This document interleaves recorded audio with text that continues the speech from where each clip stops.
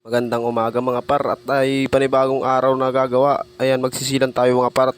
Ako nga ni pala lang yung gagawa ngayon at yung mga kasama ko inaantay ko at nag-aalmusal pa sila. Dahil nag-aalmusal pa sila tayo gagawa na mga par para hindi sayang yung oras. Ayan, habang inaantay natin sila at ayan na nga, seryoso pa yung mukha ko dyan mga par. Ayan, tignan nyo naman mga par, sobrang init mga par. Siyempre kahit mainit yan mga par, hindi tayo papatinag mga par. Kasi para lang sa pamilya natin, kailangan natin tiisin yung init at hirap. At kasama sa trabaho na bilang isang construction worker yan mga par, para sa mga mahal natin sa buhay mga par.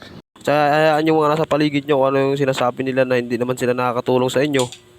Hayaan nyo lang sila. Yung mga chismosan dyan lang yan, hindi nawawala yan. Shoutout muna sa mga chismosa dyan. Ang gaynon ate, huwag pagchismisan yung tao. May puso at damdamin din niya, anay. Ano baga? Ano sa inyo? Natamimi kayo, ano? Hindi nga nila maayos yung sarili nila mga par. Tapos papagchismisan pa nila yung kapitbahay nila na nagtatrabaho na marangal. Chismisan nyo dun yung mga ate, yung mga nag-aakit bahay. O yung mga mandurukot, yun na lang sana. Pero yung mga kapitbahay nyo naman na nagtatrabaho ng marangal. Tapos papagchismisan nyo, ano ba naman yan mga ate? Construction worker na nga lang yung kapitbahay nyo, pinapagchismisan nyo pa. Porket sumahod lang ng malaki, yung nasa isip nyo, iba na. Anong utak kung meron kayo? May ubo?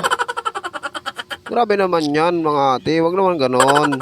Bagay yun. Sabi pa ng mga taga San Andresen. Ayan nga mga par, hababa na yung aking nalagyan ng sealant dyan mga par. Siyempre, seryoso pa tayo rin tayo dyan mga par.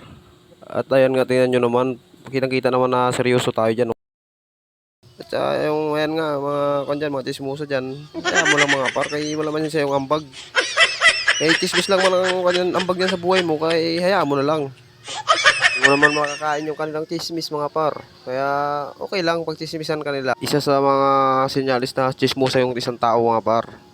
Makikita mo yan pag mahilig makitumpok sa mga tao. Makikita mo hindi pa napagsuklay, hindi pa napaghilamos. Ayan, pag-toothbrush, hindi pa napag-toothbrush, chismis na agad yung makakukuha mo dyan, mga yan.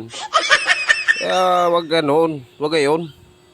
Eh, nagtatrabaho naman maayos yan. Thank you sa panonood mga par. Siyempre huwag niyo kalimutan mag-follow sa aking page. At paki-subscribe na rin sa aking YouTube channel. At huwag niyo na rin kalimutan mag-like and share. Thank you mga par. Sa susunod na video ulit. Bye bye mga par. Salamat ulit. At sa mga chismosa dyan, bye bye mga ate.